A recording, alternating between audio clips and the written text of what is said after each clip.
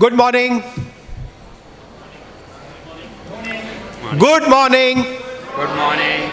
That's better. Okay. Good morning. Good morning. Got to be louder, guys. It's a Saturday morning, I understand, but you've got to be energetic. We've got a very long day ahead. It's going to be a working Saturday, I can promise you that. Okay, it's a pleasure to welcome you all for the first Financial Talent Summit by CFA Society India. My name is Amit Khurana, and I'm a volunteer for the CFA Society India. And along with my fellow volunteer and co-chair for today, Hiren Chanderia, we shall be guiding you through the day's agenda. A quick preview of what we've all got lined up. We have the brightest of charterholder members, future members, employers, recruiters, and a fantastic lineup of speakers, all under one roof. Our speakers represent the who's who of investment management industry. They are here to give you a perspective of what it takes to build a successful career in various asset classes of the financial services industry. We also have a leading career consultant, a leading recruitment consultant, talking about the guiding points on how to chart your pathway to a career success. Last but not the least, we also have the senior leadership team from CFA Institute and CFA Society India presenting on career resources we make available to you. So get ready for a great day. To begin with, a quick hygiene factor. May I request you all to also put your phones on silent mode or switch it off. And I would now like to invite Jayesh Gandhi, President CFA Society India, on stage for his opening remarks.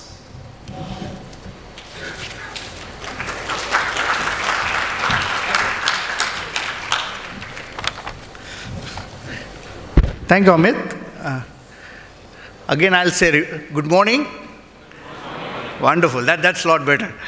Friends, welcome to the first Financial Talent Summit organized by the CFA Society India along with the CFA Institute in India, Mumbai today.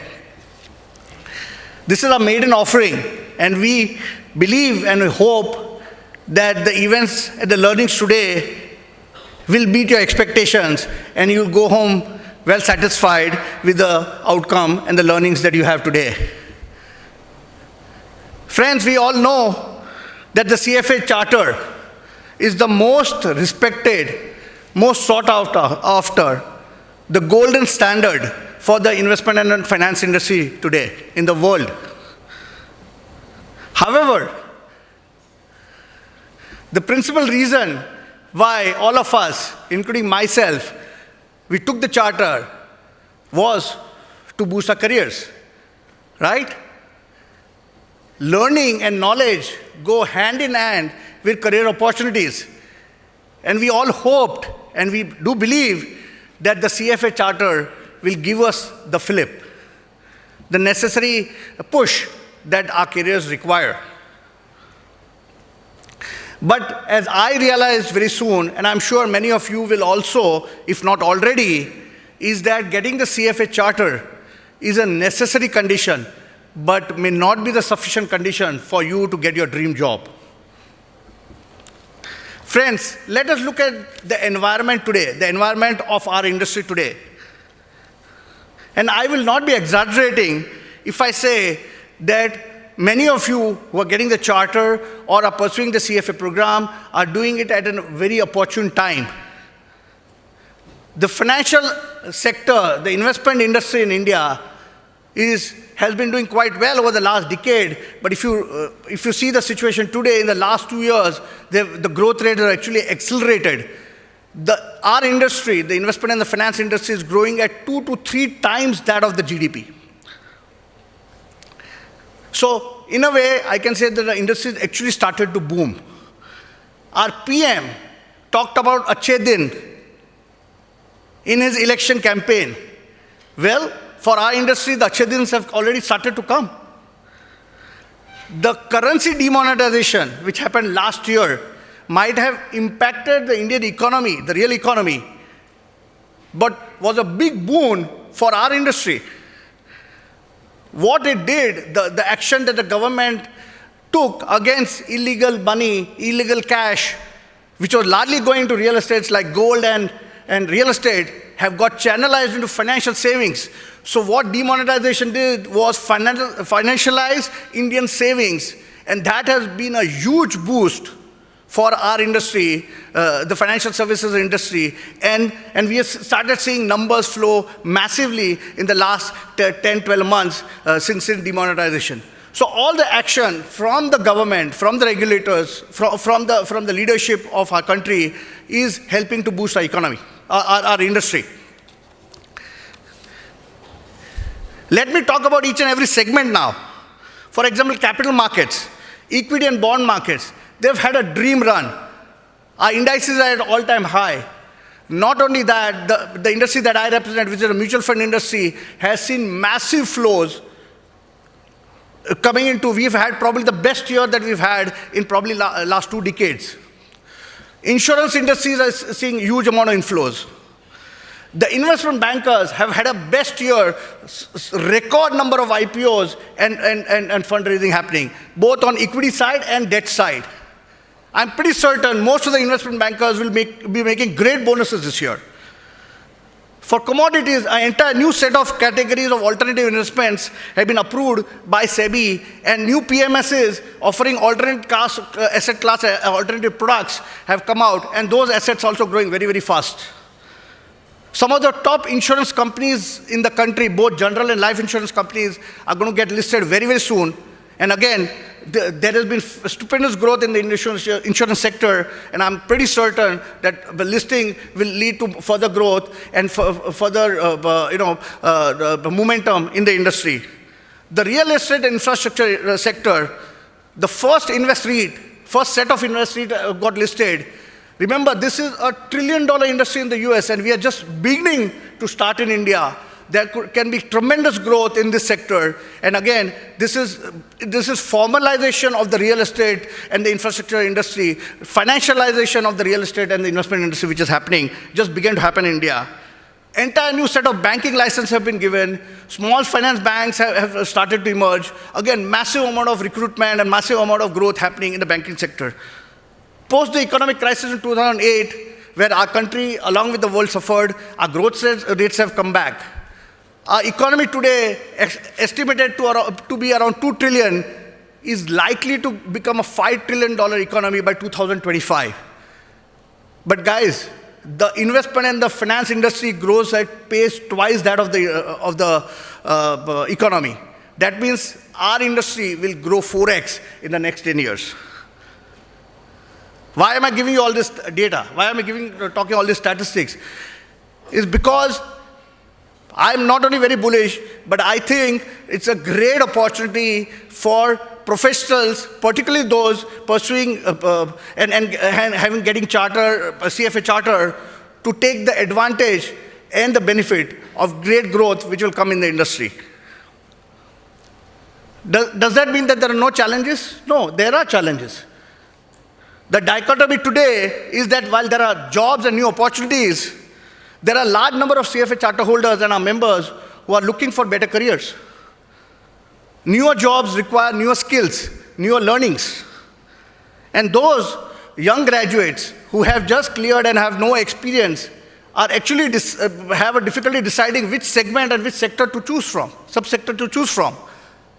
It is precisely to address some of these key burning issues that you've been grappling with. I remember I was grappling with 15 years ago that we have this career event today. Let me highlight some of the key learnings or key events or sessions that we are going to have today. First of all, we're going to have the launch of the new career center. This is the first time that we are going to have an India-dedicated job portal. A job site specifically, exclusively for the CFA charter holders and CFA candidates for jobs in India. Our colleague from CFA Institute, Heather Packard, will be launching that today. We'll, of course, have 2 HR experts. Luis Monez will talk about how to build a successful career. And we'll also have, later in the afternoon, Vijay Vaishnav, who will talk to us about the opportunities that one could have as a CFA charter holder in the APAC region. In the afternoon, pre-lunch, we have some very interesting panel discussion. 4 key sub-segments of our industry: equity, fixed income, private wealth management, and the KPO, the Center of Excellence sector. Each of the panel will have experts who have been in the industry, are senior line managers, who will talk to you on various aspects of the industry, the do's and don'ts in their own subsector, the qualities and the skill required to make it big in each of these subsectors. I would recommend that you listen to these panelists very, very closely, because they are the line managers. The comments, the advice that they give is probably something that you will not get from anybody else in this room. Another very interesting aspect of the event today is the meet and greet session over lunch, where you will have an opportunity to sit and have lunch with some of the panelists, the industry experts who will be talking to you today in the panel discussion, and talk to them in a small group setting. I would urge each and every one of you to make the best use of the events and the sessions that we have today. Before I end, friends, a quick word on the CFA Society India. It is really a proud privilege for me to represent the CFA Society India, which is a volunteer-led CFA Association of CFA Charter Holders in India. In a true democratic sense, the society is of the CFA charter holders, by the CFA charter holders, and for the benefit of CFA charter holders. Our focus at the society has always been for member value, and more specifically to help CFA charter holders upgrade their skills through continuing education, and also provide networking and career opportunities. And the event today is precisely focused towards giving you the right tools, the knowledge, and the advice that will help you succeed in your career search and growth in years to come. So I hope you can make the best of it, of the event today.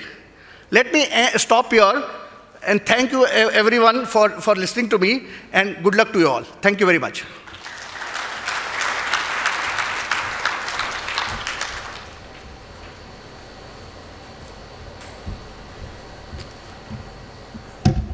Thank you, Jayesh. I would now like to invite Nick Pollard, Managing Director, Asia Pacific at the CFA Institute, to share his views and open the conference. Nick.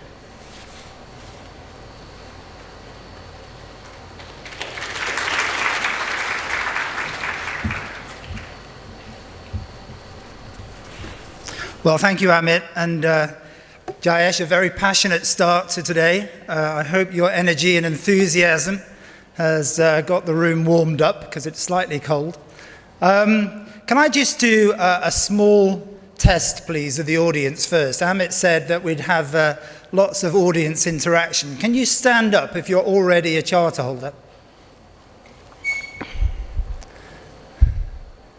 Excellent. So about half the room. Now, for those of you who are sitting down, take a look at their faces, okay, because we're going to tell you lots and lots about the benefits of being a charter holder, but nothing better than talking to charter holders themselves and find out how having this designation has had an impact on their careers. So no such thing as a free lunch. Now you all know what you'll be doing at lunch now, networking and connecting with our charter holders. Thank you very much. So thank you to all of you for coming here this morning, a Saturday morning where I hope the efforts of being here today will really reap you rewards as you're thinking about your own careers. Thank you especially to CFA Society India for working with us on this great event. In fact, if you've been in this room at midnight, it didn't look anything like this. So the effort that goes behind putting on events like this, the unsung heroes of making sure this happens, you may never get to meet them, but believe me, they've been working very hard from your perspective to make sure today is a successful event. So my name is Nick Pollard. I'm the Managing Director of CFA Institute in APAC, a role I've had now for about 15 months. This is one of many visits I've paid to India, a country I've always loved visiting, and in this context, even more so, particularly about today's subject, which is very close to my heart. Today's conference is packed with speakers and topics, which is a real testament to the interest in finance-related careers, the growth of the finance sector here in India, the international opportunities that investment management can offer, and a desire, I hope, to learn more about where CFA Charter can take your career. This year, we celebrate 20 years since the Hong Kong office was established, which is where we have our CFA Institute Asia headquarters. Expansion into Asia then was a testament to the power of the globalization of finance. This is even more true today here in Asia, and given the importance of Asia to the global economy. And as the fourth fastest growing economy in the world, as you heard from Jayesh, India has a vital role to play.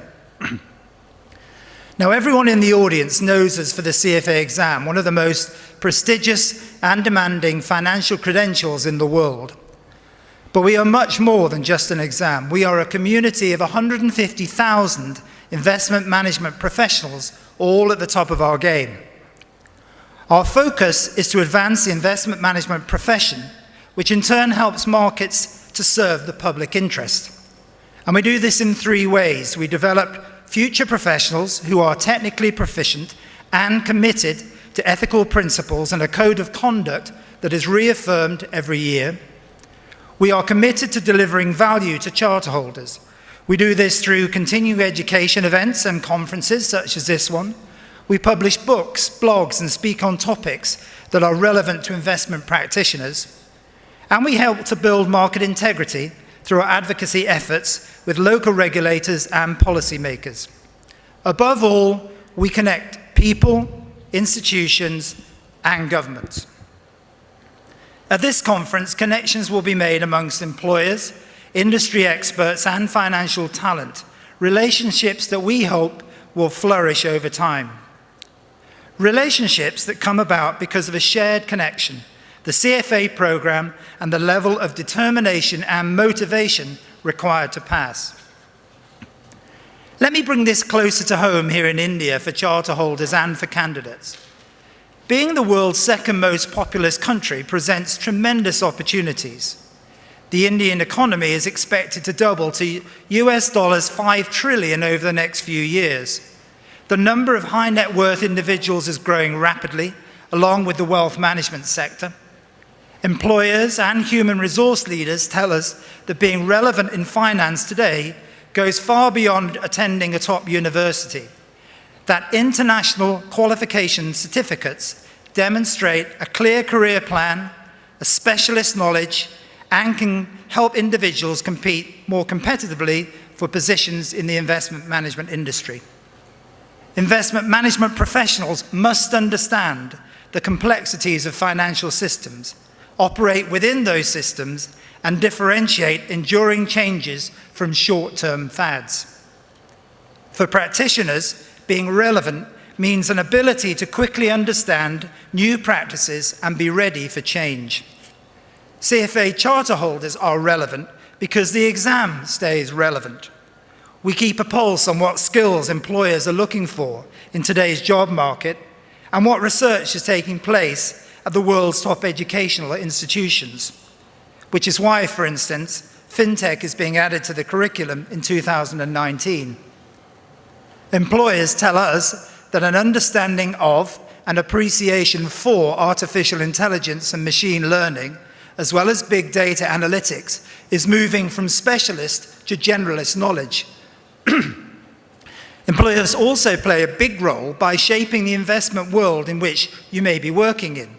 In India, CFA program candidates are younger, often at early stages in their career. So employers play a vital role in supporting candidates and charter holders by paying for candidate exam fees, giving time off for study, and once qualified, paying the dues to maintain that qualification. Outside of Asia, 60% or more of employers take this action. In Asia, the general number is around 40%, and in India, it drops to 30%. So I have a message to all employers in the room and for you to take to your own organizations when you leave here. We really encourage employers to support charter holders to maintain their hard-earned access to globally relevant continuing education and professional peers around the world by considering supporting people once they have passed the exam. So what does this mean to you? The CFA Charter will give you the technical skills necessary for a career in finance. But then what? Today you will hear from successful charter holders, experts in the field of wealth management, alternative investments, fixed income and equity investing. You'll hear them highlight the skills that have been important to their success. Today's university graduates, on average, make 4 job changes in the first 10 years out of college. But what are the building blocks of different careers in finance? To help navigate this new normal, speakers will provide words of wisdom on some of the softer skills that have been vital in their careers to allow them to advance. Other experts will talk about career trends, the importance of networking, how to present yourself, skills that are just as important as the technical skills you're already working so hard to acquire. You are the future of finance. And while a career in finance is exciting, these are disruptive times. But remember, the skills that you are honing today will serve you well no matter where your career leads. So let's enjoy today's conference, and I really look forward to meeting as many of you as possible later on in the day. Thank you very much.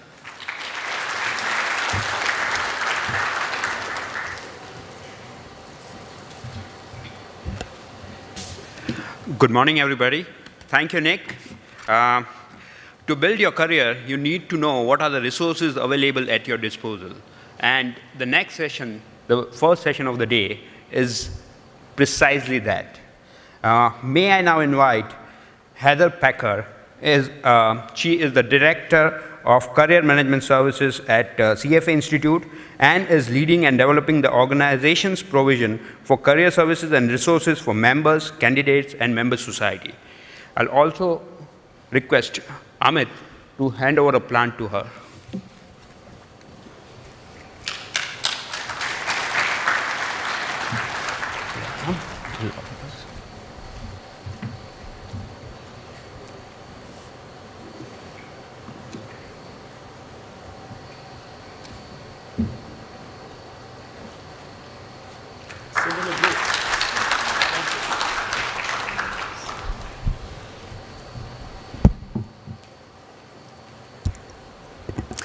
Thank you, Amit. Thank you, Society, CFA Society of India, for inviting me. Thank you for having me here today. It's my hope that after today you'll have a better understanding of how you can effectively manage your career as an investment professional and the resources that we as CFA Institute, together with CFA Society of India, offer to support you. As Nick mentioned, there are ingredients to a successful career, and they go beyond a mastery of technical skills. You'll need a combination of not only technical skills, so those of you who have completed or are currently enrolled in the CFA program, you can understand how well it can prepare you for the skills in the technical areas that you'll need across your career as an investment professional.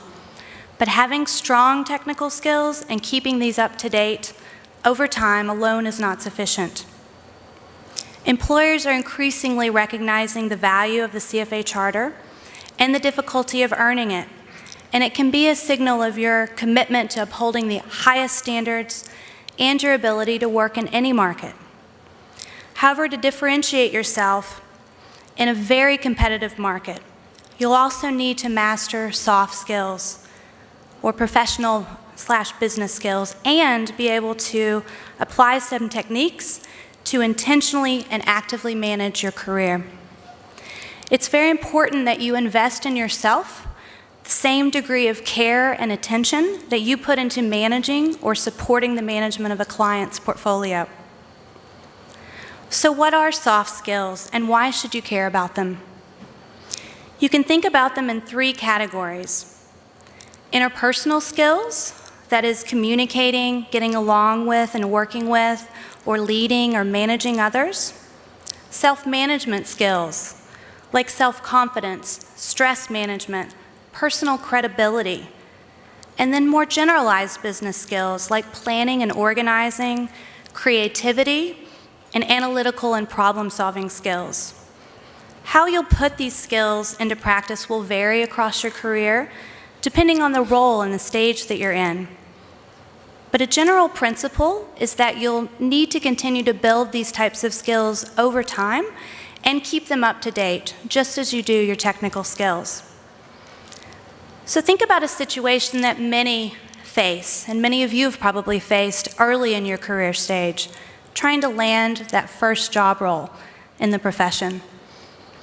Strong communication skills can help you craft a compelling resume, perfect your personal pitch, that is to say why your skills uniquely position you to achieve what the company needs, and handle difficult interview questions. Networking and relationship building skills are critical as well, and they can often help you find the role in the first place. So fast forward a bit, and maybe you're a research analyst or perhaps a portfolio manager. You'll still need networking skills to sort out who should be your best sources of information to cover your sector effectively, as well as skills to build and maintain those relationships over time. While your ability to perform fundamental industry and competitor analysis will help you determine your buy or sell recommendations, if you aren't able to communicate your pitch to your portfolio manager or your client, your ideas won't likely come to fruition.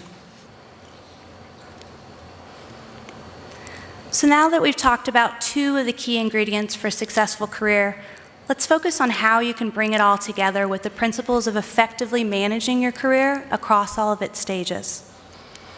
So what's key is that you are in charge of your career.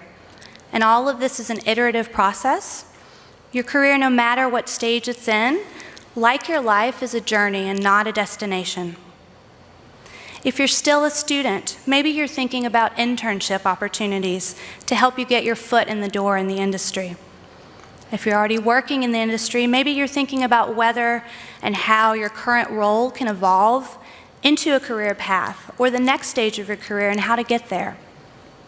Maybe you're well on your way already, but you're thinking about a career change, or you're at a point where you're trying to discern whether to continue down a specialist path or whether you're suitable for a people leadership role. All of these experiences are part of career exploration and learning what's going to make you feel the most satisfied in a given role and across the life of your career. The important thing to remember is managing your career across its various stages can be an intentional process if you remember and put into practice these guiding principles. It will be much easier if you learn these steps in the early stages of your career, but the principles are applicable no matter what stage you're in. And lastly, don't worry. You don't have to have everything figured out right away. Remember that it's iterative and you'll learn a lot along the way. So maybe you've had a passion from an early age, or perhaps you discovered an aptitude and interest through your studies. Passion, whether it's the spark for your career from an early age or is developed over time and in roles, is a critical element to ensuring you derive satisfaction in your career. So when thinking about your first or your next role, try to focus on one that leverages your natural strengths and skills. Every role will likely have a task or set of tasks that can stretch you, and this is a good thing. But you'll ultimately feel more comfortable in your own skin if you aren't always working on tasks that push your comfort zone. Whenever possible, having a manager or supervisor whose style meshes with yours and can take you under their wing is ideal. Lastly, cultural fit, both for you as an employee and for your employer, is an important consideration in deriving satisfaction not only in your current role, but in the path you set out for yourself. So how do you go about this career exploration process? Two things are key. One is that you'll need to develop and continue to cultivate a deep sense of self-awareness, as well as a good understanding of what type of organizational culture or environment will be a good fit for you. So the Greek aphorism, know thyself, leading yourself starts with knowing yourself. And this self-awareness process is also an iterative one. It applies to figuring out and then refiguring out what you want to be when you grow up, deciding whether to take one particular job offer over another, understanding what career path options you might have, and more. In the self-awareness process, you'll learn what motivates and inspires you, what your natural strengths and tendencies are, how you might improve or play on those natural strengths, and then keep learning. We offer a set of activities in our Career Success book and companion site that will help you go through this in a methodical process. And try lots of them. Each activity has a slightly different focus and will reveal a facet or dimension about you. But the mosaic will only become clear after you've assembled many facets. And don't let this become a daunting process. Have fun. See what's most appealing to you and work your way through the options. In the environmental awareness process, you'll learn what sorts of organizational structures and cultures bring out the very best in you. So you've all had some or even a variety of work experiences. And as you reflect on these experiences, think about things that you really enjoyed, as well as things that you didn't enjoy. Were there particular ways that your supervisor interacted with you that worked well or not so well? Reflecting on these types of experiences and gaining an understanding of your preferences will help you hone in on the types of organizations you may ultimately want to work for. If you're early in your career, internships can be a great opportunity to focus on this aspect in particular. Use what you've learned about yourself to refine your plans over time. If you're still in university, be sure to talk with your professors, particularly those who were practitioners in past, to learn more about what really happens day to day in a given role or path that you're interested in. If you're already in the workforce, leverage your colleagues within and across departments to help you understand if roles you're interested in could be a good fit, and what sorts of skills you might need to develop those. Leverage your local society too, whether it's part of a networking or skills building program CFA Society of India offers, or simply to help connect you to someone practicing in a role that you'd like to better understand. Exploration, at its best, is as broad as you're able to make it.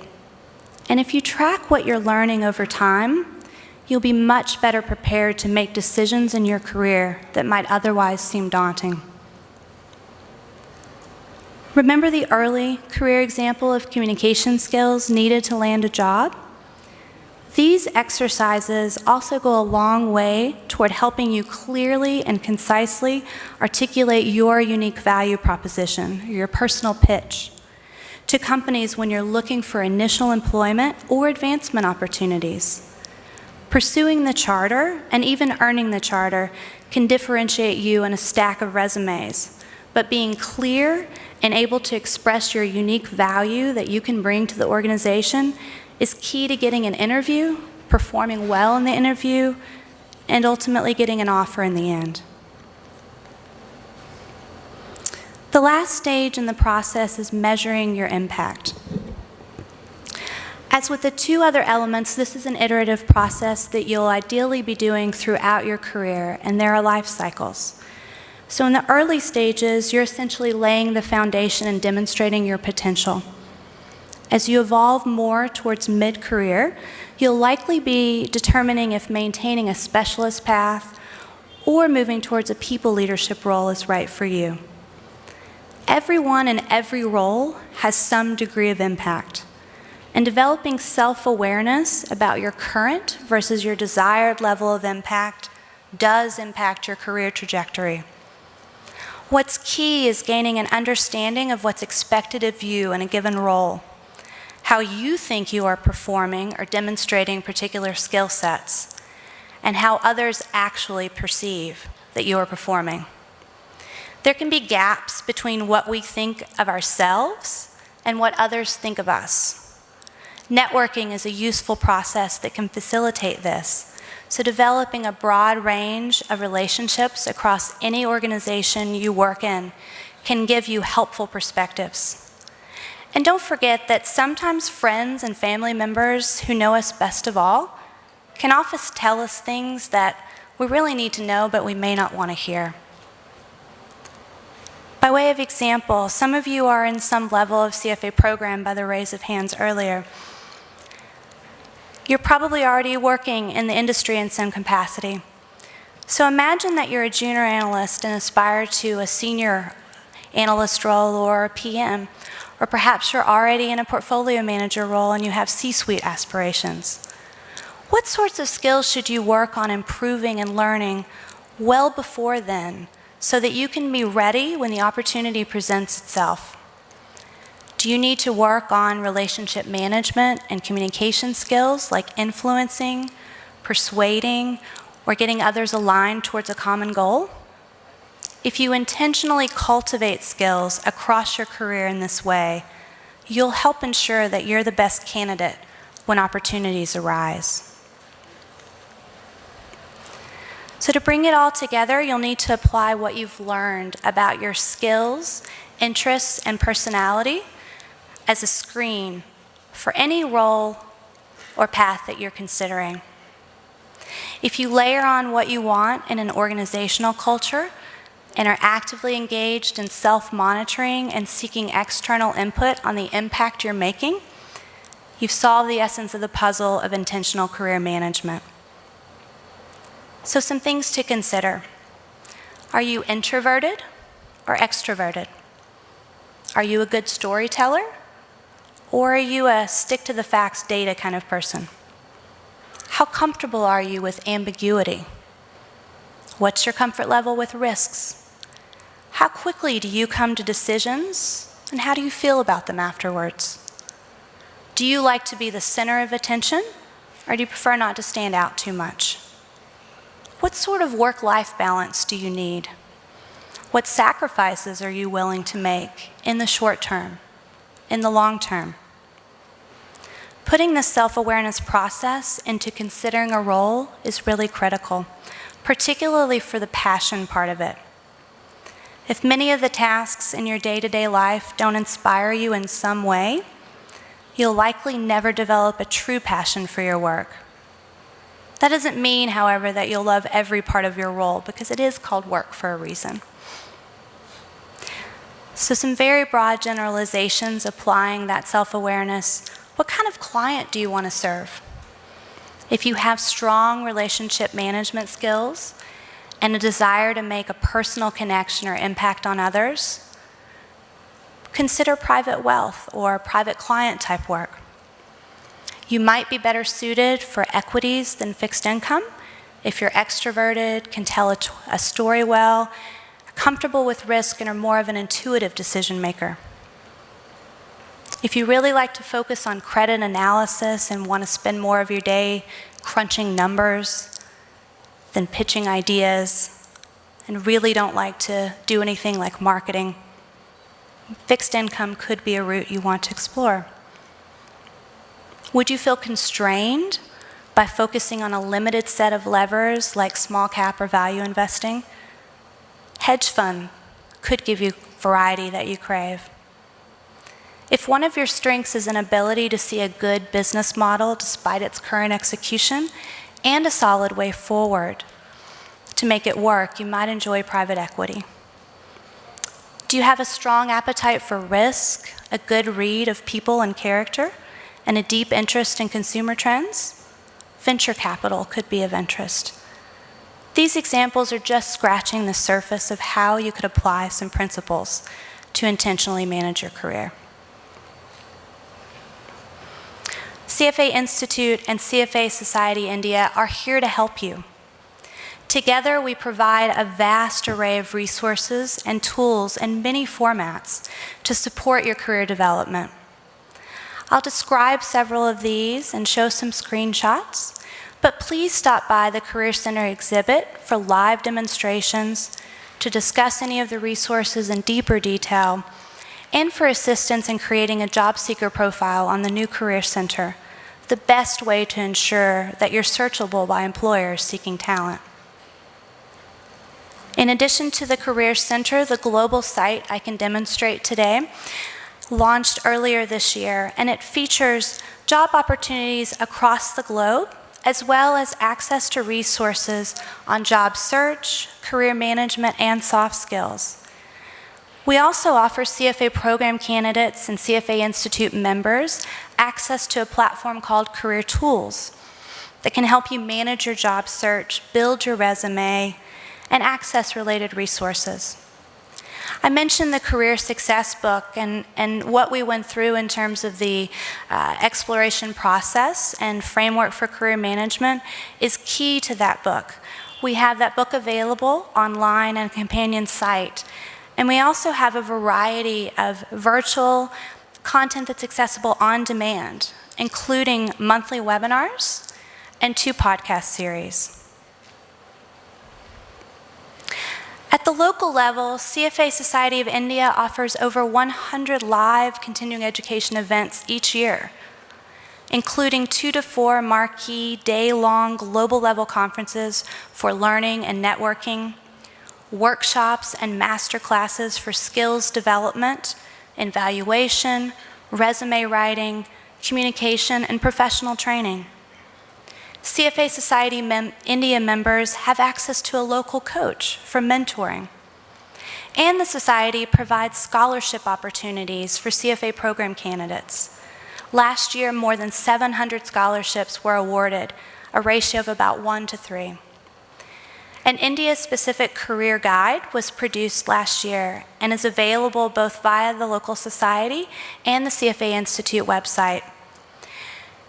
And as Jayesh mentioned, we will very soon be launching an India-specific job portal, the new Career Center that will specifically highlight job opportunities within this country and provide access to more regional and specific content and resources for this market. The global portal that is launched and the web addresses there, as well as demonstrations, can be had at the exhibit. This is the first step in a long-term project to build a platform that can connect all of our member societies together with the Institute. The global site is meant to be an aggregator of all of the opportunities across the globe as they flow in from societies, and this is meant to be a benefit for our members and candidates.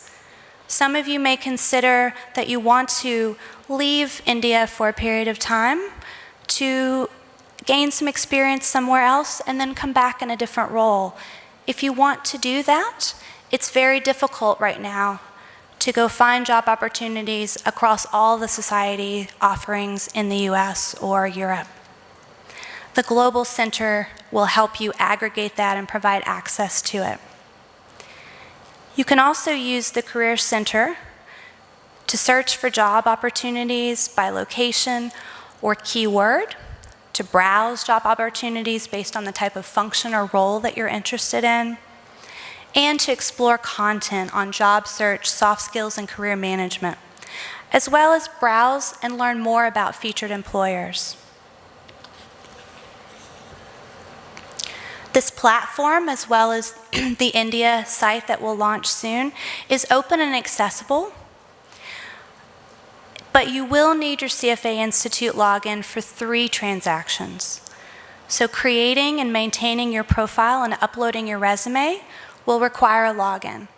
This is to ensure that the promise of the talent pool to employers is kept. You'll also need your login to create or manage job alerts and to apply for job opportunities that you find on the global site or on the India site. And don't forget to create a profile and make your resume available to employers who are looking for talent like you. Use the job seeker sign-in on the home page to sign in with your CFA Institute login, and then select your profile to get started, as I have highlighted in the screenshot. I can give demonstrations and help anyone with creating a job seeker profile. It's our goal that we collect 300 to 400 resumes and profiles across this event and throughout the coming weeks, so that we can showcase the types of talent to the Indian employers as we launch that site soon. You can use the Find a Job tab that's on the global site to refine your search by function or sector, types of certifications or education that an employer is looking for, the salary range, the location, and more. You can use the Search Employers tab to browse or search the list of employers who've posted on the platform. And you can click on the employer name to learn more details about them and view their open listings. Many of them have also created descriptions of what their company is like, and that will help you as you think about the organizational fit. Again, when you've logged in and you click below your name, there's a Your Jobs link. That will appear so that you can manage 3 different things. You can see your shortlisted jobs. So these are jobs that you've seen on the site, and you've clicked on the star icon to save or favorite those. Those are shortlisted, and you'll be able to manage and access them here. You can create, view, or manage alerts. So you can be automatically notified by email when a new job that fits your criteria is posted. And lastly, in the Applications tab, you can find details on jobs that you've applied to in the platform. And don't forget to click on the Careers Advice tab to explore and access content on job search, soft skills, and career management. This is a growing library that will become deeper and deeper over time, and a portal to access to content for you. The Career Tools platform that I mentioned, the website is listed here.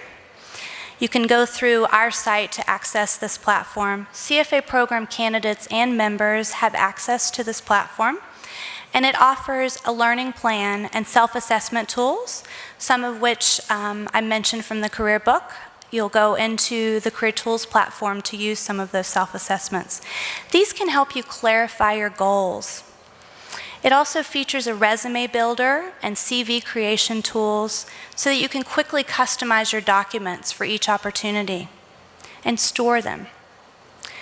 And lastly, we have a series of vetted consultants and coaches that you can access at a negotiated cost. You can access this platform by navigating to the Career Resources page under Community on the CFA Institute website. And don't forget that you'll need your login to access the platform and features.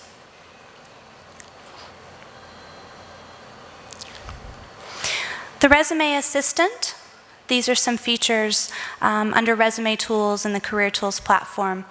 The Resume Assistant itself, which is the first item here, can help you build and customize your resume or CV. The Resume Manager allows you to store and access versions of it that you've customized, and you can upload those into the Career Center portal. You can use the Resume Mailer feature for job search management options like tracking information on employers of interest to you and setting activities and reminders for follow-up. And lastly, a variety of self-assessments, as I mentioned, are available on the Career Tools platform. They can help you go through that self-awareness and discovery process that I described and clarify your preferences and goals. Our flagship product for intentional career management is Career Success, Navigating the New Work Environment. We plan to release a 3rd edition in early 2018. We'll be adding additional content to the book as well as more interviews and working on regional versions so that we can showcase and highlight perspectives of people in different markets like India.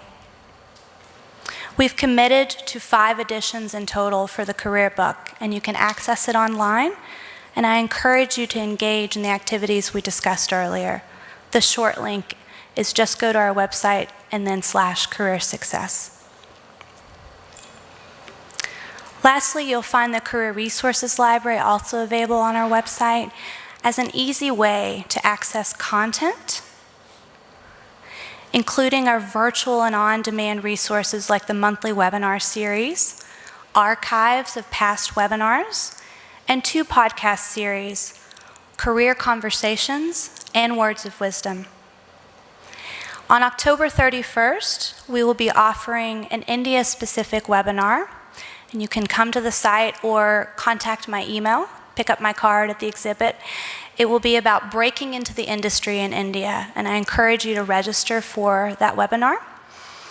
We will be recording it as an archive as well, so you can access it later. The types of topics that we cover for the monthly webinars span the spectrum of interviewing skills, planning a job search, presentation and communication skills, compensation, and giving feedback. The topics we address in the video podcast series, Career Conversations, talk about personal branding and reputation management, negotiation, emotional intelligence, dealing with conflict, culture and fit, adapting for the future, and leadership presence. Words of Wisdom, which is our newest video series, offers practical advice and insight through a video montage approach. We currently have players that cover work-life balance, measuring success, lessons learned in one's career, and advice for managing your career.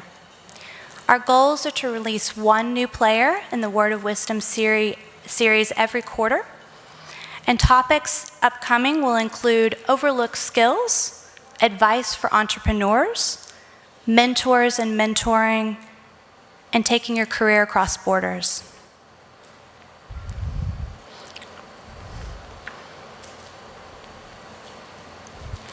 In collaboration with CFA Society of India, we're committed to equipping our members and future members with the tools and resources they need to perform well in their current roles and achieve success over the course of their careers. We're in the process of adjusting our current voluntary continuing education program to an output-based model to support members in developing and managing a learning plan. And to underpin this, we are developing a framework of competencies critical for success and delivering role-based resources to support learning and development. The equity pathing prototype that will be made available to you through this event is an example of how we might approach learning more holistically. That is, to help our members think about all of the skills, whether they're technical or soft, that are important to success in a given role or path, and offer content and resources to help build or deepen those skills. In closing, please do visit the exhibit for live in-depth demonstrations, ask me questions, get more details on any of the resources that I've covered, and get help in getting your job seeker profile set up on the new Career Center platform. I'll note that when the India affiliate site launches, if you've created your profile already and uploaded your resume, it will flow directly into that portal. And if you're a hiring manager, please come see me to talk about posting your opportunities and access to the talent pool that we, together with CFA Society India, can offer. We need your help to continue to improve. Please try out the resources I've mentioned. Give us feedback. Are there topics that you wish we'd cover? Are there formats that work well or not so well for you? Lastly, networking, as everyone before me has mentioned, is a critical career development and advancement skill. Don't forget to take advantage of the networking opportunities whenever and wherever they present themselves. Today's event features 2 great opportunities, a coffee break and a networking lunch. Use the time to make new connections or deepen some of your existing ones. If you struggle with taking that first step and initiating a conversation with someone you don't know, try to think about what you might share in common. We're all in the same industry, so that's a start. Pose questions to learn more about the other person's work and life. And thinking about a couple of things can help guide your conversations. What inspired your interest in working in the investment industry? And what is your most pressing career concern right now? Thank you, and I wish you all the best of success in your careers.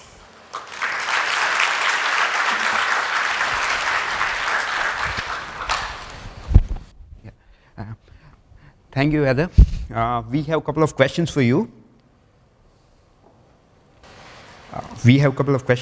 Which areas globally do you see job creation both geographically and functionally? Anyway, it's upon you. So which areas, functions you think globally? There's a large increase in private client work in certain aspects. So in North America, there's a large increase in a move a little bit away from institutional to private client management. As Nick mentioned earlier, fintech is a growing area as well. In the India market, as I was speaking with Jayesh yesterday, while some of the global firms are pulling out, there's a lot of local IPOs, and so mutual funds and other investment banking type opportunities here in India seem to be a growth opportunity. The second question is, how does the skill set requirement changes as you move up the ladder?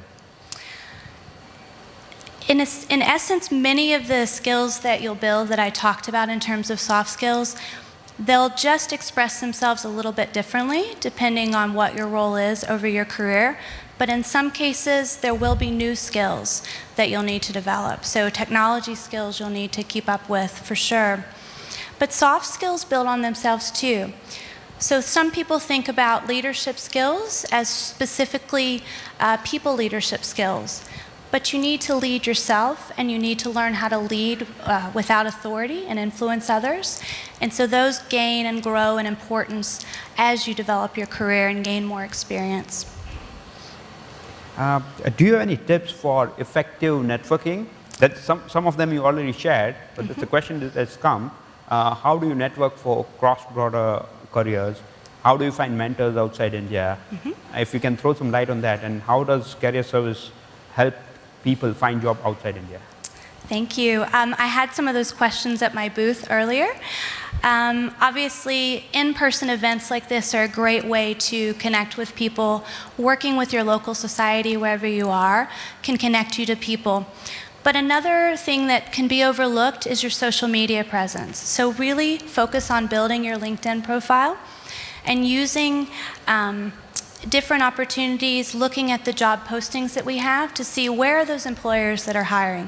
Do you know anyone at those employers? Can you find a connection to them through LinkedIn? Or perhaps if you're a member of CFA Institute, you can use the member directory. A fellow that I was speaking with earlier was interested in moving to Canada and asked for this advice. So one of the things that you can do in the member directory is to look at who are the people that are members in the region where you want to locate? Are they working for some of the employers where you'd like to make a connection? Those are very good tips in terms of how you build and leverage that network over time. Good. Thank you. In terms of CV, I know there are other speakers also covering this aspect. You also have a format of CV builder on your website. Yes. Yeah. So how does that help? I mean, what kind of CV one should have? It should be 2-page, 5-page, 10-page, 1-page. It depends very much on the market and what the employer needs. So resumes in certain countries and markets are preferred over CVs.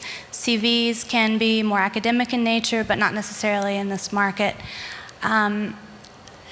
CVs are typically a little bit longer and resumes are a little bit shorter. The key is to really highlight and be able to tell a story in whichever version that you have of what your skills are. And as I mentioned in the presentation, don't just focus on your technical skills, focus on the other value that you can offer and highlight some projects.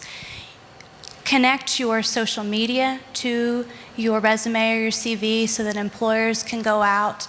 LinkedIn has a lot of opportunities for you to showcase the network that you've built as well as thought leadership articles, and those are good ways to show employers that you have much to offer and that you've done a lot of different types of things. Okay. And how do you ensure that your CV is shortlisted among others? Are there key search words for a particular kind of employment? Do you inculcate that, or it's okay to just have the same CV for all jobs you're applying? No, you certainly should take a very good look at the posting, what it is that the employer is requiring, and you should tailor your resume or CV to that opportunity as well as a cover letter, typically.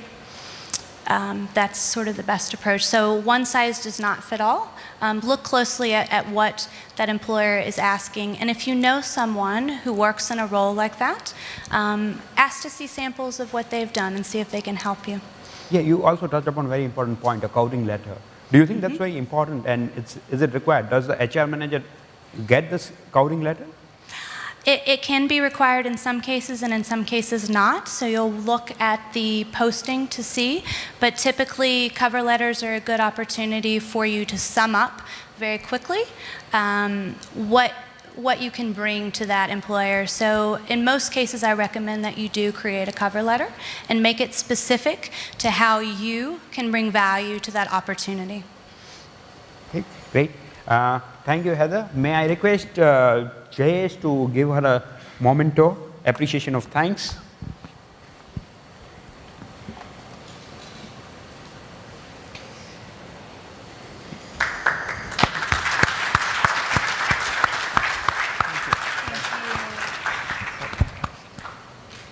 Thank you. Thank you very much. Do you want somebody to?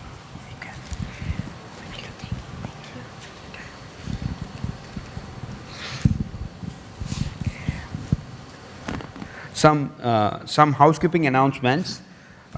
We have India Investment Conference on 12th January 2018, Friday. Charter holder ceremony dates are yet to be announced. We have Value Investing Conference in Delhi on 20th September. That's next week, Friday. And we have booths outside. If you're interested in career services, career center, membership booth, you can go out, talk to them, and get your queries sorted out. Now, I would like to welcome Mr. Luis Muniz, who is the Executive and Career Coach, Frontrunner Career Services. Luis Muniz is a career and executive coach focused on developing senior and middle management executives since 2010 and has a strong track record of corporate experience of over 2 decades. May I please have you on the stage, sir? I'll also request Mr. Amit Khurana to hand over a plant to Mr. Luis. Welcome. Yeah.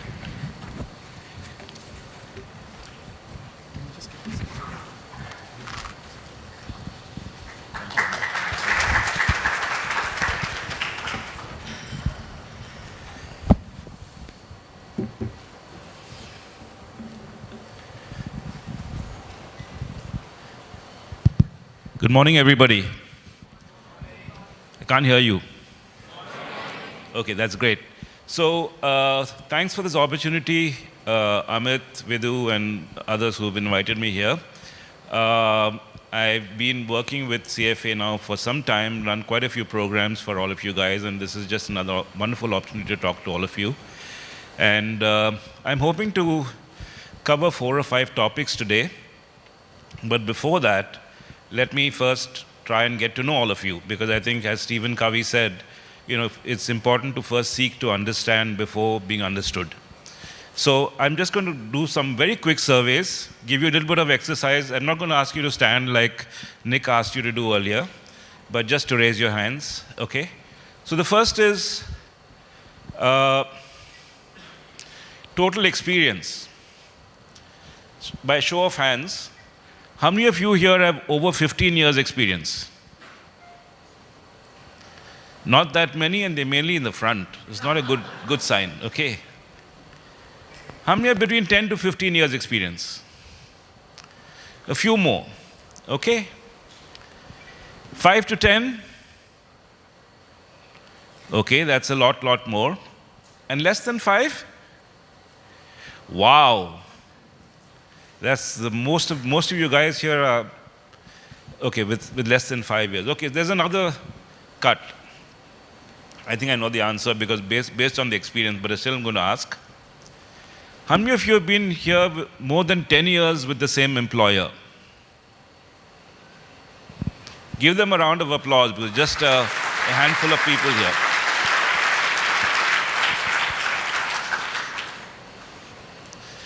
Five to 10 years in the same employer? Okay, that's again excellent. 2 to 5? Much more. And less than 2 years?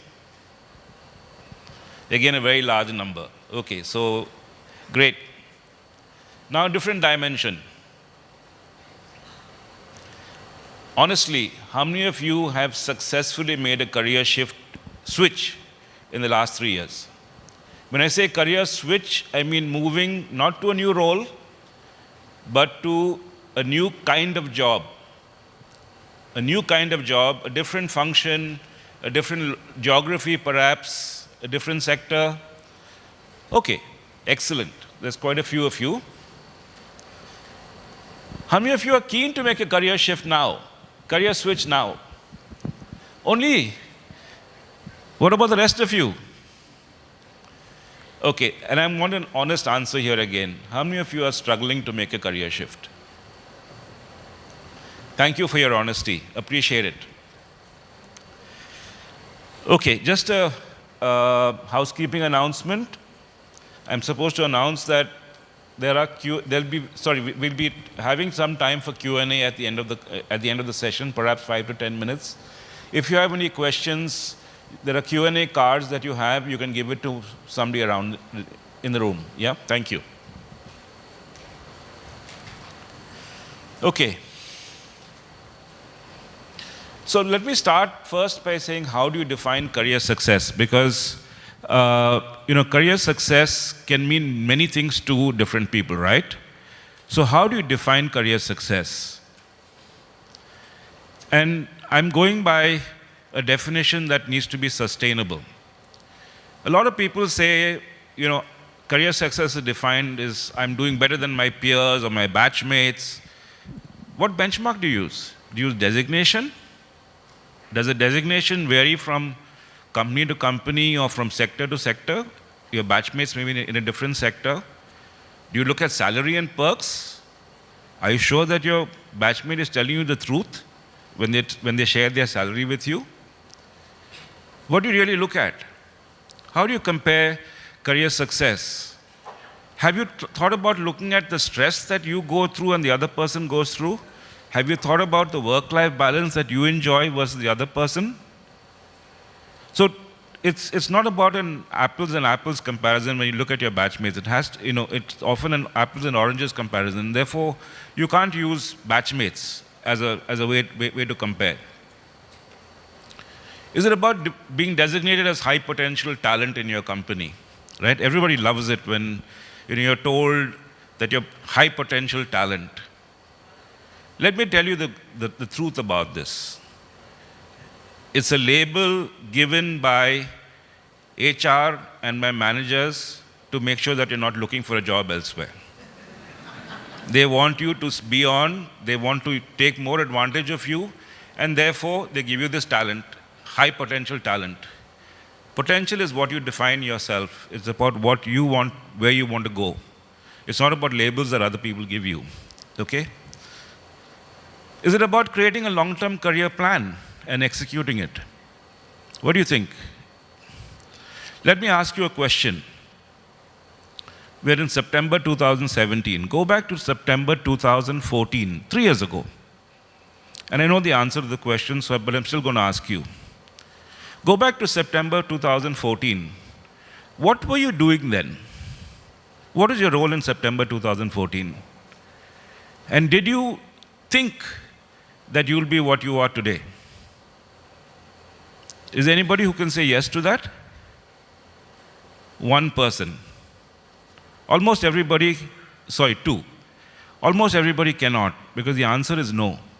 Life is so uncertain, so you can't make a long-term career plan. It's all about looking at the next step. That's all you can plan. So success is not about long-term planning. So what is it? So it's really about taking complete responsibility for your career. The same way as Heather spoke about, and Nick also talked about earlier. It's about taking responsibility for your career. It's about waking up every weekday morning and being charged about your work. You normally feel that when you take up a new job, right? And how long does that last? A month, sometimes a week, sometimes a few weeks. It's about finding ways to sustain that, so you're excited about your role every day that you're working there. It's about receiving due recognition for your performance. It's not about what you expect, but getting what you truly deserve. It's about not having unhealthy stress, right? There's good stress and bad stress. Good stress is what keeps you, going, gets your deadline to be met, etc., etc. Bad stress is what makes you ineffective. So it's not about if you don't have unhealthy stress, you're successful. And most importantly, it's having a life outside work. Most of you don't have a life outside work. I'm sorry to say that. Create that life, especially youngsters. Time will go past. You'll suddenly realize, I've lost touch with my friends, I've lost touch with my family. And remember that careers are a 4-decade marathon. It's not a sprint. You've got to pace yourself right through, right? So that's what career success is. Just notice, I haven't talked about money or designation, right? Because everybody gets what you truly deserve. In the long run, in the short run, yes, there may be some differences. You may not get what you deserve, but ultimately you get what you deserve in terms of money and designation, because it's choices that you make. So another way of looking at career success is to be able to deliver superior performance consistently. And when I say superior performance, it's really superior at that level. It's about being able to learn and develop yourself continuously. It's about creating credentials for your next role and having a reputation of being an outstanding professional. And when I say reputation, I'm not saying that the public at large need to know about you and everybody needs to know. It's about being known by the people who matter. Whoever matters, you may be introverted, extroverted, as Heather talked about, it doesn't matter. But do the right people know who you are as a professional? And if you do, you carry the reputation, you will be in this very, very enviable position, which I want every one of you to aspire for, which is that you can be confident and say that if my employer doesn't recognize me, I am certain somebody else will hire me immediately. And that's a place to be, which is beautiful. If you can be there, it can bring huge success. Not only that, guess what? Your boss will also know about it. The boss will recognize you and he'll treat you fairly. I'll tell you a story, a true story. Is somebody I'm coaching right now, and I can't give you specifics about the name of the person. But this person is in financial services, has built something very unique for his organization, a brilliant distribution system. And the company now finds it very difficult to replicate, and they want to keep him. He knows that he's delivered something unique for them. He knows that he can, if he wants to, play tough with them, but he's playing it very cool. He's being very politically correct, and he's doing a great job. He continues to deliver. He doesn't ruffle feathers. He got a call recently from somebody, not his boss, not his skip level boss, but his level 2 skip boss. He works for a large group of companies, and the level 2 skip boss called him and said, look, we know that you're doing a great job. Please know that we want you to be here for as long as you want to be here. You're not going anywhere else. Are you happy with the money that we're paying you?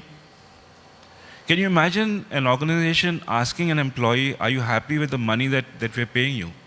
Can we do something about your money? Where do you want to go next? What sort of job are you looking for? What sort of role would you like? How can we help you to stay? That's the position to be in, and that's something that I would like all of you to aspire for. Okay? So in the final analysis, it's your mindset and what you truly believe yourself. It's what you truly believe. Who do you truly believe yourself to be? And it's very difficult to, if you believe yourself to be somebody, you'll make it. And I'll end with a story at the end about somebody who I'll talk about who followed his beliefs. George Bernard Shaw made this very interesting thing that progress is impossible without change.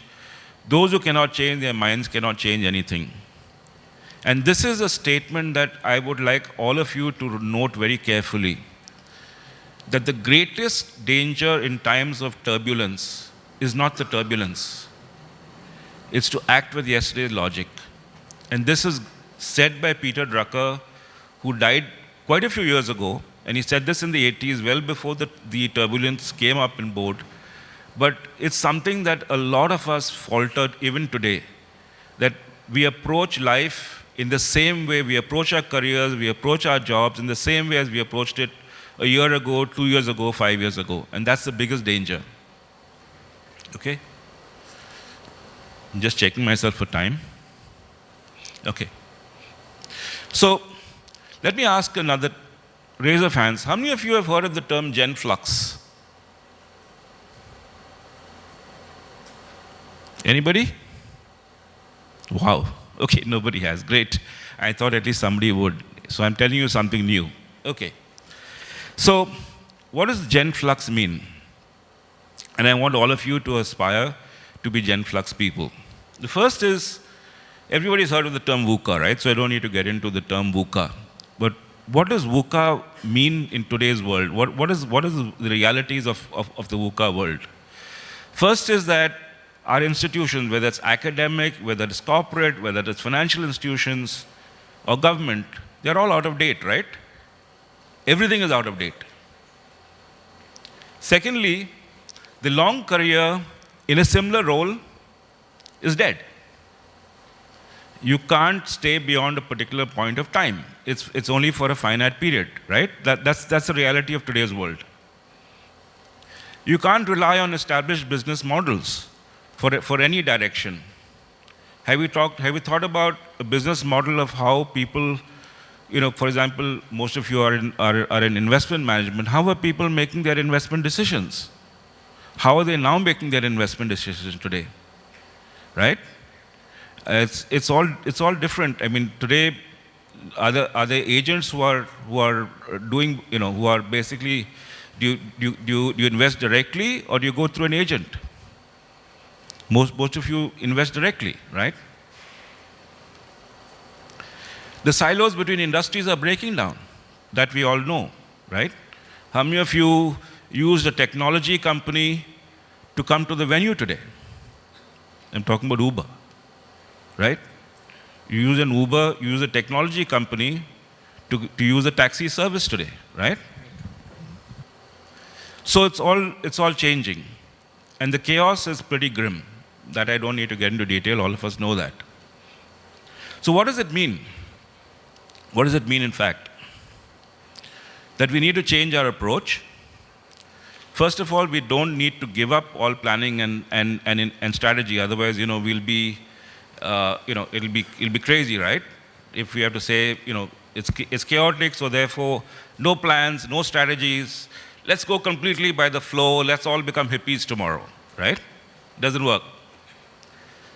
It's about addressing each of those challenges and breaking it down and looking at things very, very differently. Okay? And there's a huge opportunity for those who are prepared to embrace the instability. A lot of you who get into startup, who do startups, that's what you're doing. You're taking advantage of the instability around you, right? And you're looking at trying to do something different. So you need a mindset that needs reworking of your careers, reworking of business models, and as somebody who is constantly thinking and doing something differently. So that's how the term Gen Flux came into force. Okay? It was termed by a Fast Company magazine. It's an online, if you go to fastcompany.com, you can read about it. And it was coined not today, 5 years ago, in 2012. Okay? And what does it mean? It means, first of all, you have baby boomers, you have Gen X, Gen Y, millennials, right? That's like karma.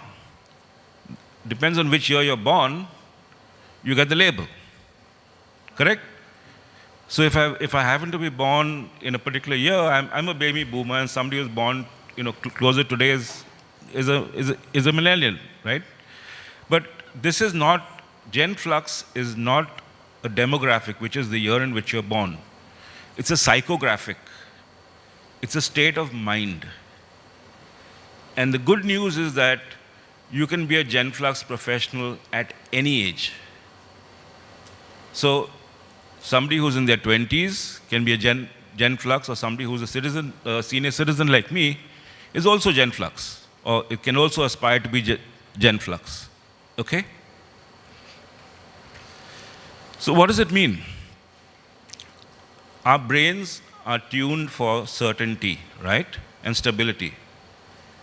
Our brains typically say anything that's uncertain, anything that's flux, anything that is, we throw it out. We want stability, we want to settle in, we want to be clear, right? And this is about being able to say that flux is fine.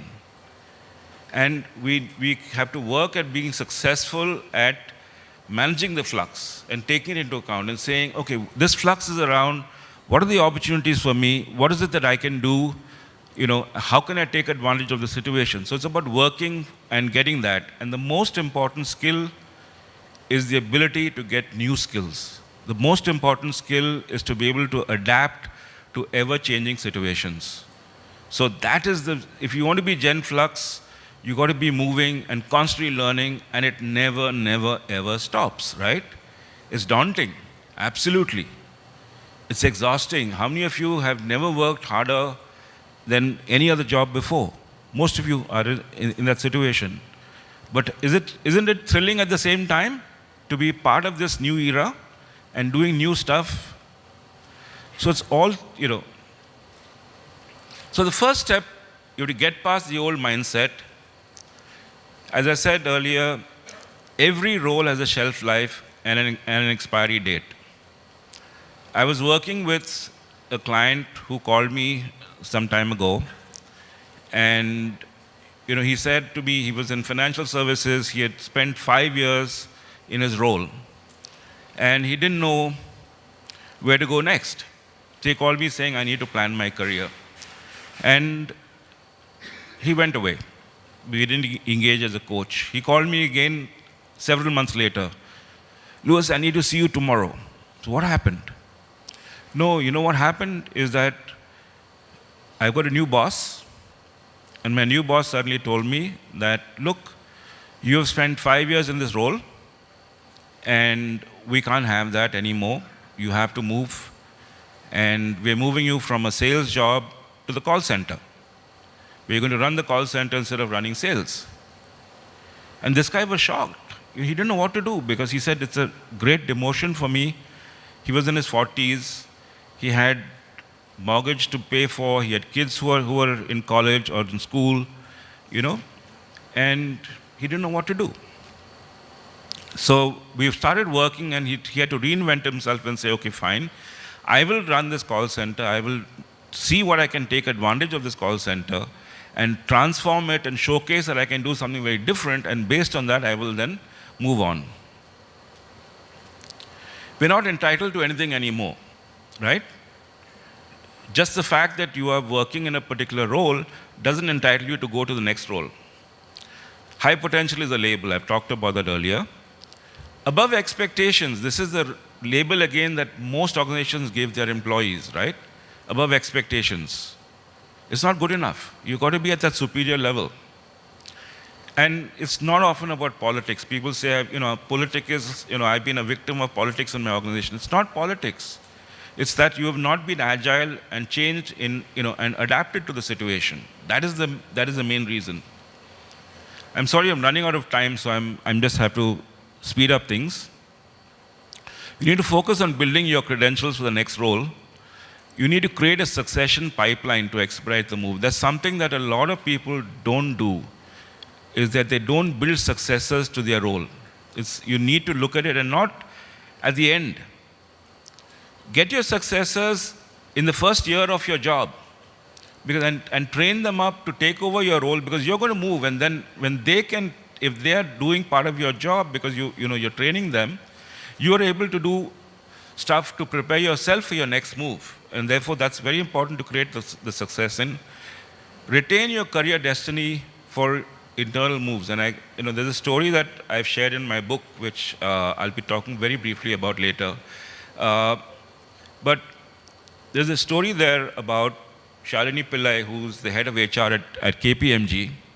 And what she says is that basically, when you spend 3 to 5 years in a role, a typical conversation is to go to your boss and say, "Sir or ma'am, I've spent so many years in this job. Where should I go next? What do you think I should do next?" And that's the worst thing you can do, because the boss doesn't have your best interest at heart. Your boss wants you to continue, right? So you've got to find your own move. You've got to find your own way to move next. Look for wealth creation opportunities that are real. I mean, this is again something that it is, it's not about salary, it's about looking at seeing how you can get those stock options, how you can get, deals and work out deals so that you can get a lot more than beyond the bonuses that you're earning. And as Heather talked about, and is also that you got to make time to network and learn. It's about creating that importance and making it important enough so that you're networking and learning every day. And you have to create your own brand and USP. Think about 2 things that are unique about you and start focusing there. Okay, very quickly, I've written a book, and it might be there outside. There are about 20 strategies that are covered in my book. I'm just going to cover a couple of points now in the next few minutes. We need to plan our next career move. And why do we need to plan? Okay, as Heather also said, the only person responsible for managing your career is you. T.R. Ramchandran, who heads Visa in India, in my book also talked about saying that if you want career advice and career guidance, look in the mirror, because that's where you'll find your answers. It's not about talking to anybody else. Your current job is for a finite period only, and therefore you need to plan. I've talked about this already. Think about your job. What was it a year ago? What is it today? How much of it has changed? So it's constantly changing, so therefore you need to plan. And you need to stay relevant for your next role.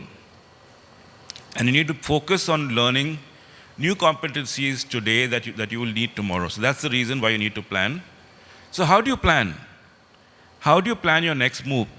Okay, and I'm going to share a framework which you can use. First thing is to analyze how your role can evolve in the next 1 year. Okay, so think about what's going to likely to be happening in the next 1 year in your role. What are the key competencies that you're going to use later? And it's not just your CFA charter or your technical skills, but see what are the competencies that you're going to need a year later. And realistically assess your skills against that. Sometimes you may need to speak to some people to get that, because you may not be able to do that assessment. So talk to other people, get that feedback, and understand from your colleagues or from other people as to where is the gap.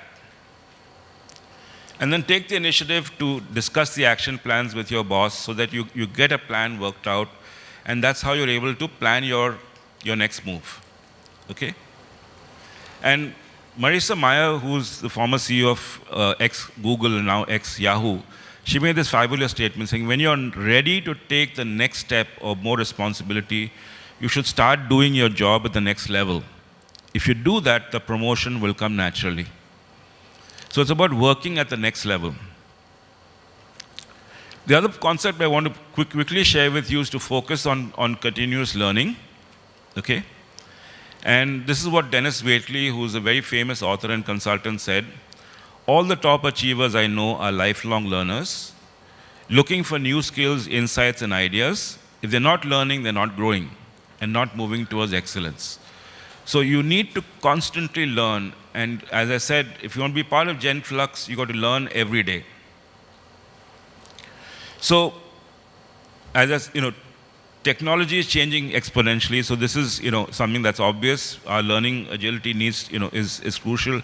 But it's irrespective of our level. It's not whether you're a youngster, even somebody who's got 15, 20 years experience needs to be constantly learning. And the first step is humility. A lot of us are not humble enough to say, I don't know. I need help. And if you are not able to say that, you'll never be able to learn. So the first step is just being able to admit that you don't know something. And be open to say it. Say it to your team members, say it to your boss. It's a new area. I need to learn. And when you do that, then you're able to take action. Then you're able to find a solution to be able to learn there. And then you'll build your team. You'll have colleagues. You'll have friends, you'll have other sort of colleagues in your team or juniors who have the skill sets and experience which you don't have, so that you are stronger as a team. And so the key attribute is to stay ever curious and to listen all the time. So that is key. I'll just share some learning methods with you, and some of these you might know, but the first one is the most obvious one. And a lot of us forget it. Where does one learn the most? Can anybody tell me?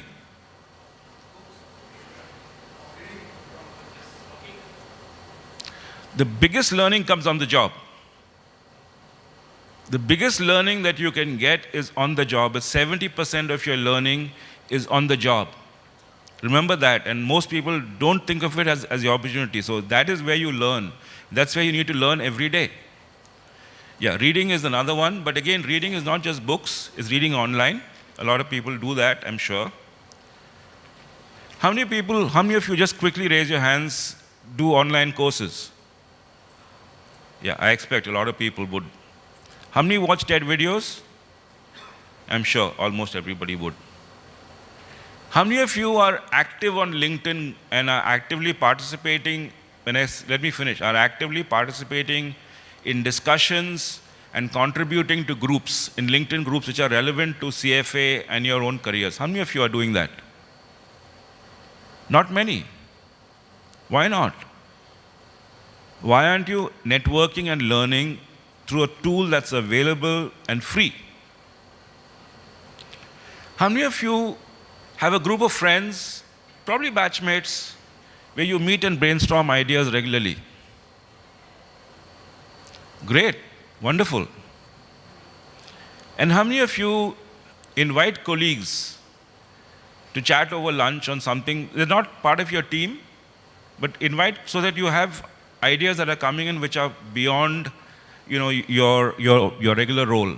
How many of you would do that? Great, thank you. So these are some learning methods which are a bit different. And finally, I'm going to talk about making a career switch. So the first thing to remember is that career switch is a two-way street, the two sides of the coin. It's not one way. It's not about saying that I want to do something, I am keen to do something, right? As Aristotle said 1,000 years ago, I don't know how many years beyond, where your talents and the needs of the world coincide, there lies your vocation. So it's not just about what you want. It's about the equally other side of the coin, which is what other people want of me. What is a value that I can give somebody else? And when that coincides, then only you'll get it. Or a very important thing, selection happens only when you are the best available candidate. It doesn't happen otherwise. Right? You might be part of this huge beauty parade of candidates, but only if you're the best and the candidate for that role who's applied, do you get the job. Otherwise, you don't. So we have to, if you want to make the career switch, you've got to position yourself and get to that stage. How do you do that? So first is to assess what I call your higher ability. Okay, what do I mean by that? You want to move to a new sector, right? List the top 5 attributes for that sector or role, irrespective of whether you have them or not. What are the top 5 things needed for that role? Second, do an honest assessment of each competency of the top 5. Where do you fit in? If necessary, think about what skills and experience that you have today which are fungible in the new area. But often you need to get specific feedback from people in that sector. Because you may not know. You want to move to something very different. You may not know what is needed in terms of the 5 competencies or how you fit. Ask a few people in that sector. And I'm sorry, but if you don't know anybody in that sector, you're not going to be able to move into that sector. So you need to know a few people to be able to get there. And then look for ways, are there ways that you can quickly build those credentials and maybe delay your career switch by 6 to 12 months so that you improve your higher ability and then make the shift. Often we just think about it, but we're not thinking about what skills and experience that I can develop myself so that I can move in a year later. And it's fine to do that, but at least we're doing something specific. The other one is to demonstrate your passion. Okay? Make a list, I suggest make a list of the compelling reasons why you want to make the switch. List it down so that at least you remember it, and then you can sort of make and keep that in mind. Find ways to showcase that you're really keen. I was talking to a young CFA person at one of my training programs that I ran a couple of years ago. I think she was in Bangalore and Hyderabad. And she told me, she was in an accounting role and she wanted to move to investment management. And she said to me that, I've been using my own money and investing in the stock market, to basically to learn. I said, okay, great. I said, what returns have you made in the last 1 year?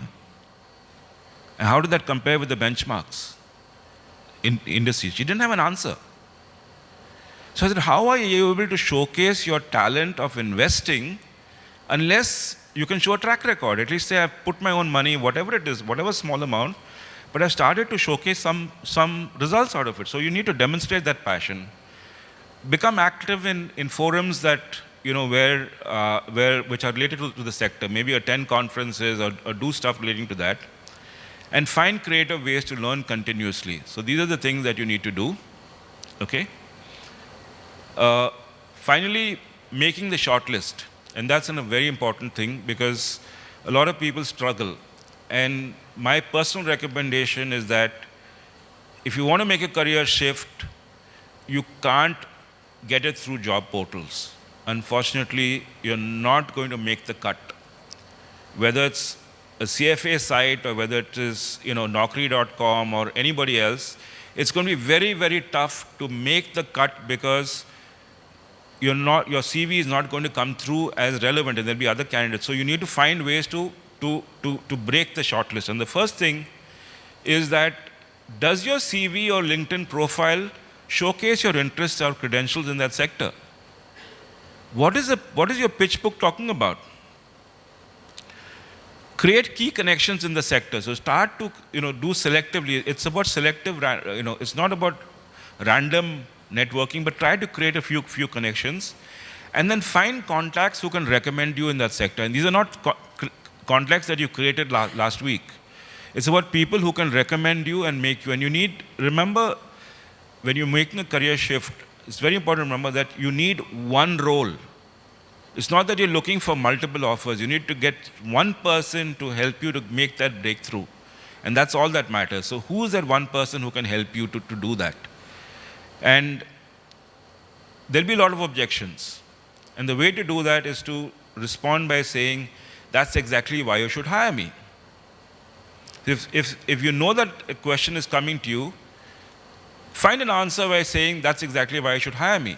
And if you do that, you'll be able to find a way to counter that, objection. And the last one is, are you willing to make the compromises needed? Okay, and I'm going to just very quickly share a story about Nitin Jain. I don't know how many of you have heard about Nitin Jain, but he was covered in my book, so I can share his name. Nitin graduated from IIM Calcutta in 2003. And it was just after 9/11 happened. He was very keen to be a trader, very keen to be a trader, very keen to be in the markets. And there were no jobs because after 9/11, there was nothing happening. So though he did extremely well, the only job he could get was with the Tata Group. He spent 6 months there, didn't like it. Then he said, okay, fine, I want to move to capital markets. So Cognizant had a role in capital markets, so he moved to that company. Discovered that, there's nothing to do with capital markets because it's a tech company, right? So all he was doing was he was making pitches to capital market companies, but not doing capital markets. And then they were ready to transfer him to the US. And so this was happening 6 months and 6 months. Then he said, no, I can't do this. He quit his job. He was in Chennai, quit his job, came to Mumbai, and he said, I want to be a trader. So he started looking around, and he managed to get a meeting with Edelweiss. And he met with the co-heads of trading there, and they grilled him. He was very keen on markets, so being an engineer with background, he knew something about options and trading and other stuff that he had learned. So they grilled him about his technical skills, which he did reasonably well on. And then Rashesh Shah interviewed him and said, why do you want to move? He said, no, I am very keen on I want to be a trader, nothing else. So they offered him a job much lower than what he was making in Chennai. And he was married, he had kids at that time, because he got married quite early in life. And he moved to Mumbai, paying a high rent, at a lower salary, but he wanted to be a trader.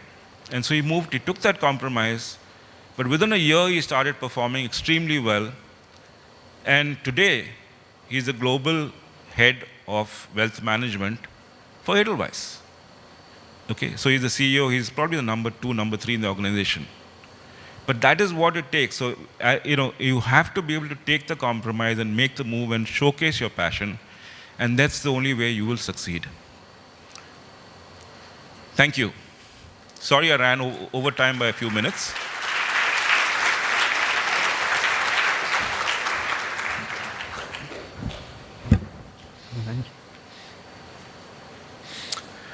Thank you, Louis. Very, very informative session. Okay. So I've got a lot of questions, but I guess we will have limited time to go through some of these. And I like this one the most. This is a very, very honest question, I must say. Does it make sense to exaggerate or fib, as I see it very often on the CVs that I get on one's resume? After all, the intention is to get to the interview. Not at all. So my recommendation for CVs is that does it, and you need to ask this question and answer it for yourself, does it showcase me in the strongest possible light without any misrepresentation of facts? If it does, then you've done a great job. If you misrepresent, you exaggerate, there'll be drill down questions coming up at the interview, right? And if you falter there, you're out of a job. You won't make it through. How do you make your current employer realize of your potential and your career aspirations? Deliver performance that is absolutely outstanding. Volunteer for projects that are beyond your role all the time. And so that you're constantly learning new things. This is a question from a fresher perspective, for a fresher who just started working for a major firm, the work has nothing to do with your long-term goals and interests. Is it justified to continue just to get the brand name on resume and kickstart your career? The answer is no. Short answer is no. And the reason I'm saying no is that you're not going to be able to deliver superior performance in a role that you're not passionate about. And if you're not doing that, you're not adding value to your resume. Your resume is getting depreciated and not getting appreciated. And that's what matters. So I'm going to skip some of these because they've already been answered. So is it okay to resign on ineffective company even if I've been working there for 6 months? I'm not sure what it means. You got into the wrong organization or the wrong role, depending upon, maybe we need to cover both of them. So does it make sense to go and take the risk, just as he gave the example, I guess? It's not easy because when you leave an organization, remember that you can try and blame the organization, or you can blame other people, and you can do things, but the finger points back at you. Why? Because it shows that you have not done your proper due diligence when choosing your company, right? You didn't ask the right question, and therefore you didn't go in with your eyes open. So be very careful when you quit. But if you're not enjoying it and you find that there are issues that you're not going to be able to survive there, it's better to move. Sure. Now, this is a question which I guess points to the difficulties that one faces in careers, and I'm sure all of us have faced at varying periods of time. How to deal with gaps between employment periods, the sabbaticals, how to keep oneself motivated and focused. So it's about how do you keep yourself focused? Yeah, and how to deal with gaps between the employment periods. So if there are gaps that are basically because of personal reasons, and I'm not trying to be gender biased here, but it happens for both genders, but it tends to happen more for ladies than guys, that they take gaps, but it's about, if you need to do that, don't worry, take it. Because it's about choices that you make, and it's important choices, and therefore I would recommend that you do that. Be open and frank and say, look, I needed to take this break for ABC reason. If you need to explain it to somebody, don't try and cover it up by saying, I did some consulting or I did something else and I ran a business, and you're running into a story which you can't justify. So be honest about it. Use the opportunity to learn, absolutely. So if you, for example, lost your job, suddenly, I can tell you what happened to me once, and this is a true story, it happened to me. I got fired with 3 hours notice after spending 5 years in an organization because the markets were bad. But I used that as an opportunity to reinvent myself, and I certified as a coach, and here I am today. And I'll take this as a last question. Is it a good decision to start a career with business in research or investment profession after your CFA charter holder? I'm sorry, that's a technical question. It's very, very difficult for me to answer that. I think Heather would be the right person to answer that, or Jayesh. Okay, I guess that's all the time we've got for this session. Thank you very much, Louis. Thank you. And may I now request Sonia Gandhi to present a memento, token of appreciation for the great session. Thank you, Amit.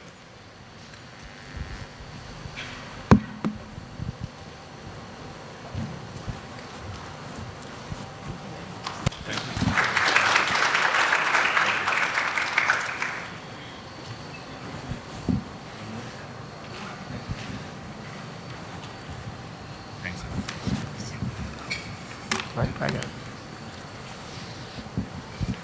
Take care. Thank you.